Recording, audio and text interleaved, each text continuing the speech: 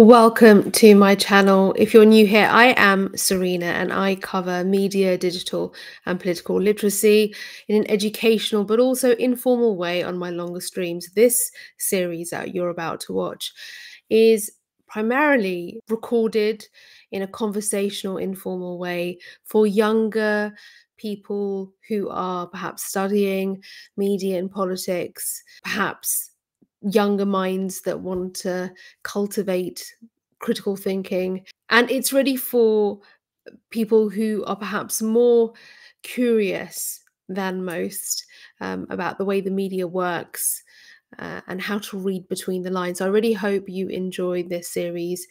There's episodes that will range from talking about the media and who owns it to what is the anatomy of an apology and how to really believe an apology, and then looking at the fact that we are biased and you can't escape it.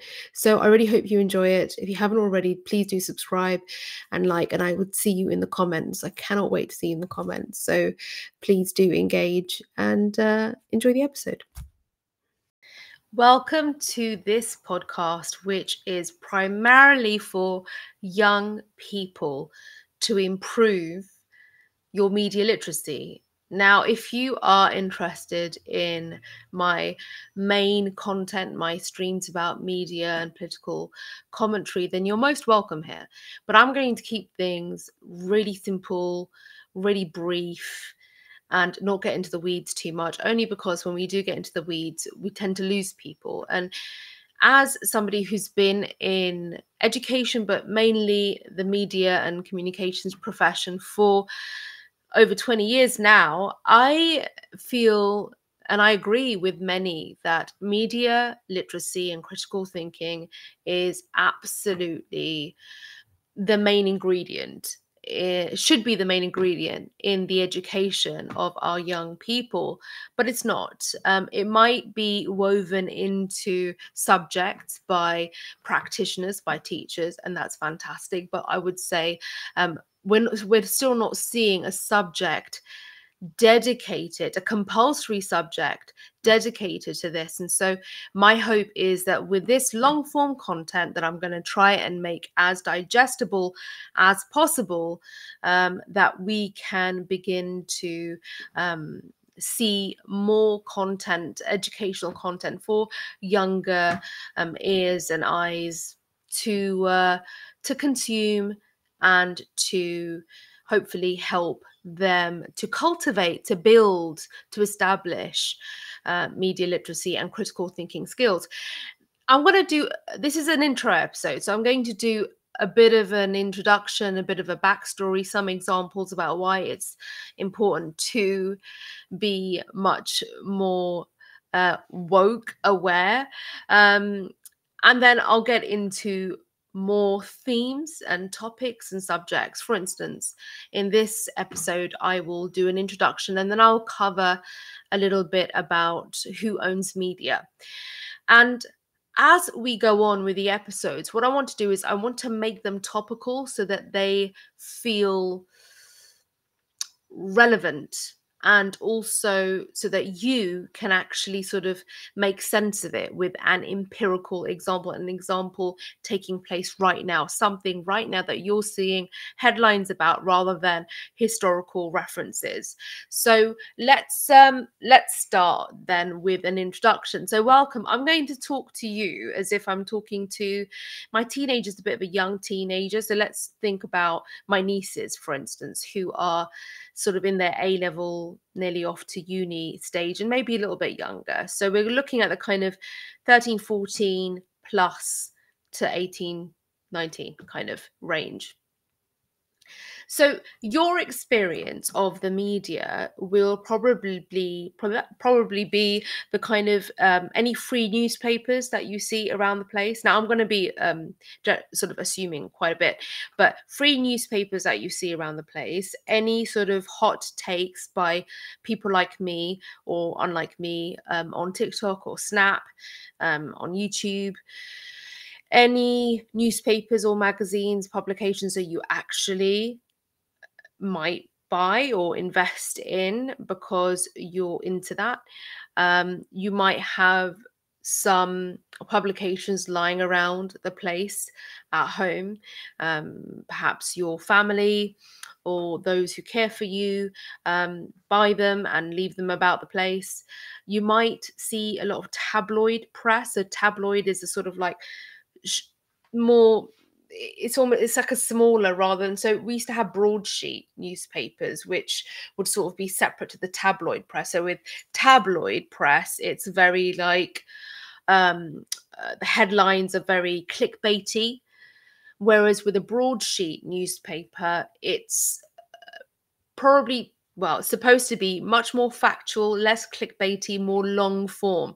So think of the broadsheets like a very long podcast episode, and think of the tabloids like a TikTok video, like something super short form for somebody who doesn't have that much sort of an attention span. Whilst those descriptions I've given you of sort of media sort of publications is a sort of traditional idea, that's sort of not how they have now morphed. So at some point, what happened was, because all of us now have these things and we're reading a lot of our stuff for free online, all the newspapers that would rely on people buying them and paying for them were then losing money. So then they have to find some way to make that money. So are they going to charge for a paper that, well, are they going to continue to charge for a paper that's not being bought anymore? They offer it for free. They're going to have to rely on what? How are they going to make their money? So that's what I was going to talk about in this episode. Who owns them and how they're going to make their money? So advertising is a big deal. So think of a publication, a media title like a creator. And a creator is only going to make money when they have sponsors or when they have ads running, right? So that's the primary way that they're going to make money, that is going to make sense for them to continue to run as a business. Because if people aren't paying for it, then people need to sort of like, they need to make some money, and it'll be through advertising. But then advertisers may stop paying for adverts. Why is that? Because if less people are looking at the paper, if less people are looking at the publication and they're getting their news online, then why should advertisers pay so much for the advertising space to have that one thing being seen when it's not going to be seen? Which is why you see a lot of the tabloid press now going to websites and blogs and that kind of thing, and it's very clickbaity, and you have ads running all the way up and down the sides, and that's probably where they make a lot of their ad revenue. Now, some titles who are super niche, for instance, the Financial Times, and I used to work there when I was a graduate of politics, they are able to still charge and make their money in different ways. So now we're going to get to the business model bit, just so you can understand how that sort of like side of the media runs. So the Financial Times, that pink paper that you might see a lot of bankers carry. So whilst it's called the Financial Times, it's not just about the financial markets. There's now a real spread of news, including fashion, in it. Why is that, and how did that happen? Traditionally, it wasn't, but at some point when they weren't making money because people were going online, they thought, we're going to have to pivot. And so how do they pivot? Let's add a weekend magazine. Let's add this. So that's what a magazine, a publisher who owns the publication, whether it's a newspaper or a magazine, the publisher will need to figure out how they're going to make the money. And so they'll do add-ons, like, okay, so maybe we'll add a subscription, or maybe we'll add a magazine, and then people will want to pay for that because people are still paying for magazines. So our weekend issue can be full of like lots of value, including multiple magazines, and then people will pay for it and we'll make our money that way. And that's one way of making money, and that's one way that the Financial Times is still chugging along. because there was this big thing about print is not going to survive. Print meaning printed news rather than digital news. So, like any business, a magazine, a publication is going to have to figure out how they're going to make their money. So, is it going to be through merch? Again, think of it like a creator. Are you going to sell merch? Are you going to sell a subscription? Are you going to get them to join you? You can figure it out. And so, every publisher, again, the person, the entity that owns the magazine or the newspaper, will have meetings with people who are in charge of the numbers and the business development of it. And that board, they're called the board, lots of directors from the different departments. You have the advertising director, marketing director, business development, finance director, all of them. They have their meetings every month to sort of look at how the thing's going, right? And they will then decide month on month, they'll forecast and see, well, for this next financial year, and the financial year runs from April to the end of March, okay? So they do it in quarters. So they will forecast a whole year ahead, even longer, to make sure that they don't at any point run out of money. And if they have run out of money, how are they going to make it back? So from March, April, whatever, for like the next 12 months, that financial year, they will have a plan. The plan has to get signed off, like how are they going to survive? Because there's a lot of people who are invested in it. Why are they invested in it? They are shareholders and people who own the thing. They have shares in it. The more money it makes, the more richer they get. Again, I'm simplifying it on purpose. And so the board of directors also has to report to the shareholders. So if they've decided to drop one of the products from the papers that makes money because they're losing money, so now it's actually not making money anymore, and they're going to have to sort of like pivot, maybe they're going to have to, I don't know, get their reporters on TikTok. There has to be a reason and a rationale for that. Now, let's come back to the actual headlines, the stories bit, and then you can try and join the dots yourself. So let's say you own the publisher and you love football and you have a football team that you absolutely are like loyal to no matter what. You don't write the news for that publication. You don't write the stories. Your editorial team does. The editorial team will be the editor and all of the writers and the sub-editors. So editor, sub-editors, and then the writers, all the staff, right? Reporters, all of them. The editor, so you've got the writers, the staff, sub-editors, editor, and then you've got the board of directors, and then you've got the shareholders. This is just one example of how it could be structured and how it's traditionally structured. Do you think you, who are at the top, could have influence on the editor about what to write and how to write, especially if your team won or lost? Absolutely, you could. It might not be ethical, but of course you could have influence. And that's why you will hear that some publications are left-leaning or right-leaning, as in whatever the political interest is. So I'll give you an example of your football interest. You could influence, depending on the fact that, let's say a team that you don't support has won, you don't want to give it too much. So maybe when you're in the pub with your editor, you'll have like a little word about the way you want it reported. I mean, these things happen. A lot happens not even around a boardroom table. They happen in conversation. So that's one way that you can actually influence the way that a publication would publish as the owner.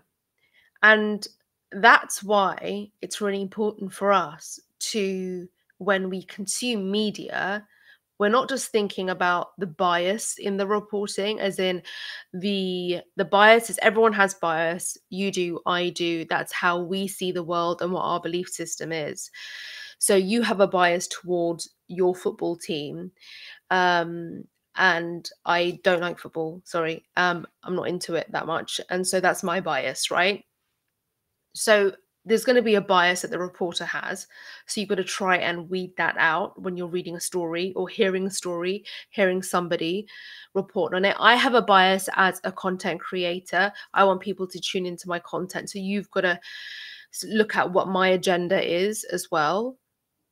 What is my agenda in any of this? Now, if I was selling you a course, which I'm not currently with this, although I've said that I would create something, but I was like, okay, just put it all out there for free. Let's just see what happens. Okay, let's just develop it as we go along.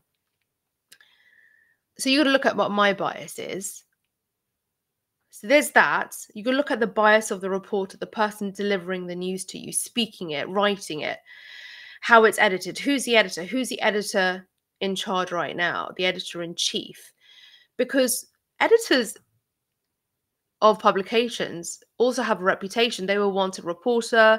They've come up the ranks with a reputation, with a network, and they have their belief system. So these people, no one is completely impartial. It's really hard to be. And I have this conversation a lot on my channel in the content and the live streams that I do. It's really hard to remove your bias and all the subjectivity you hold, but we have to make the effort. And when I'm saying we have to make the effort, that means we have to be critical thinkers, that regardless of what our bias is, regardless of all the sort of unique ways that we look at the world and think about the world, regardless of all of that, can we take a step back from ourselves and look at something critically? That's sort of one example of critical thinking. And so when we are reading a story and looking at this content or listening to it, when we are consuming content, stories, whatever it is, we really do have our work cut out, where we've got to cut out the bias of identify what the bias is of the reporter, then of the publication, who owns it, all of these things.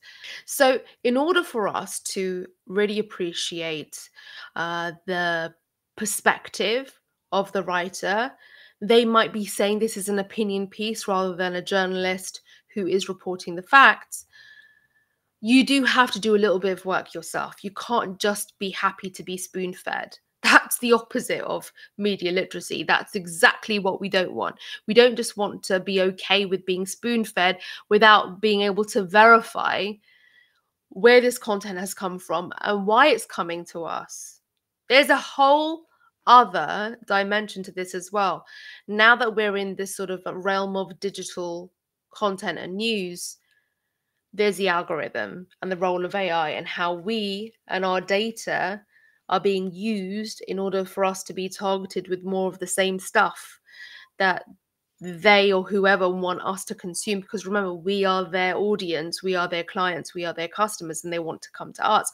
So the AI, our handsets, whatever, they track us, they know what we like, they know what we read, our sort of behavior is being recorded in different ways. And so you've also got to think, like, why do I keep getting this story? Why do they keep targeting me with this?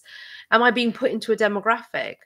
Am I sort of being like caricatured as this sort of kind of person, this kind of citizen, this kind of voter even? Because when you start voting, then that's when you'll notice as well. You'll start to like certain articles by certain political parties, maybe, or sorry, about those political parties, because political parties don't, well, political parties do put out stories. They just do it in a very indirect way.